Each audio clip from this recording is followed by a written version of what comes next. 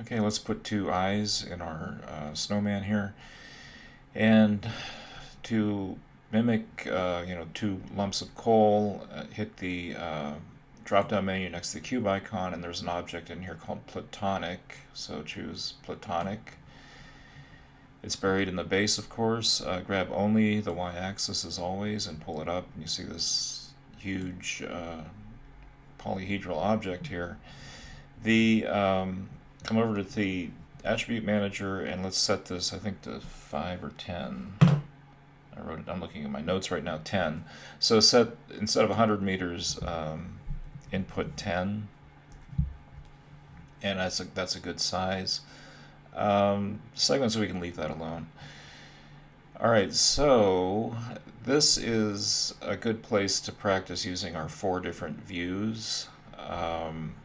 So if you watch the intro videos to get to the 4 views, if you have a middle mouse button, you can hit the middle mouse button and it'll go, but there's an icon here in the upper right, toggle active view. Click on that and you'll get 4 views. So so we can see here in the cursor over the top view, and use your wheel mouse to wheel in a little bit so we can see that the eye object is right in the middle. And then over here, remember, if you put your you click here to put your focus in the perspective view. Remember, if you hit Option O, or pardon me, Alt O on the PC, or just the letter O on the Mac, it'll frame the object. So I can move out a little bit. The reason why I did that, I'm going to hold down 1, click, hold, and drag, and pan up a little bit.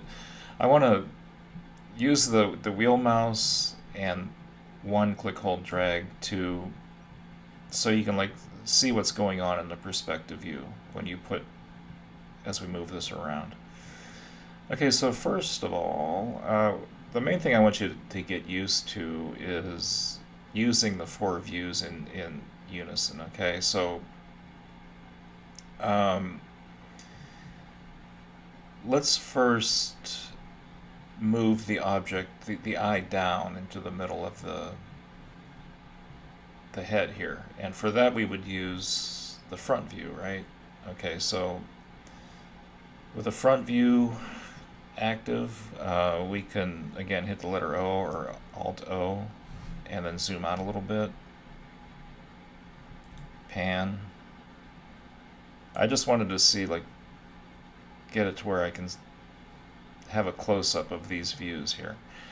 So in the front view, I'm going to grab the y-axis and move it so it's positioned,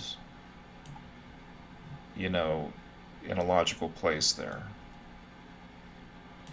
Then in the top view, I'm going to grab the z-axis and move it forward. In the top view, it's moving it down. And then as I'm moving this down, I'm going to look at the perspective view, and here it is on perspective view. I'm going to hover over perspective view, hold down the Option or Alt key, and tumble the camera so I can see it. So now I got a Cyclops snowman, right? And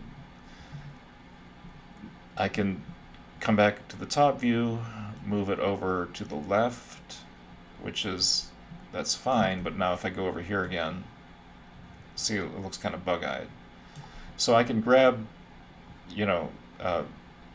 what I want you to get used to is using these 4 views to position an object where you want it.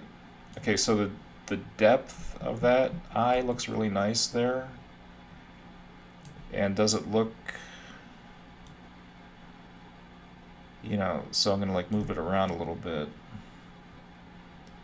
In other words, get used to where, to using these views. So that looks pretty good. Okay, so I could even move it a little bit more. I could be here all day fiddling around with this. Just get something that looks credible. So with this platonic object selected, let's call it I. And let's go, just for the heck of it, let's just see, with the eye selected, click on the coordinates tab, and you can see the X coordinate, like if I move it along the x is like somewhere around -20. Let's just change that. It's -20.471. Let's change it to -20, just to make it a nice, easy number to work with. Now, why the heck did I do that? Well, you'll see. Okay, so you can copy-paste objects, just like in Word or Adobe products. With the eye selected, Command-C to copy, and then Command-V, Victor, to paste. So now we have this other eye. Okay, it's on top of the one we just made.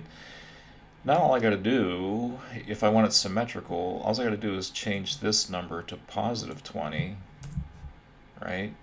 Change it to +20, hit the return key, and I'll zoom out so you can see when I hit the return key, it makes another eye, and it's in the front view, it's perfectly symmetrical. Now with this little model that we're making, does it have to be perfectly symmetrical? No, it doesn't, but I just wanted you to show that. The purpose of this, if we look at the top view, the front view, you can see that everything is centered nice and neat and that they're both equal. There's many times when you're modeling in Cinema 4D where you're going to be making mechanical objects that have to be precisely placed, so I just want you to get used to that. Also note that the right view was not of much help to us, here. So anyway, so let's get back into the perspective view. Let's go to View Frame All so we can see everything. Save your project. Command or Control S or File, Save Project. And I'll see you in the next video.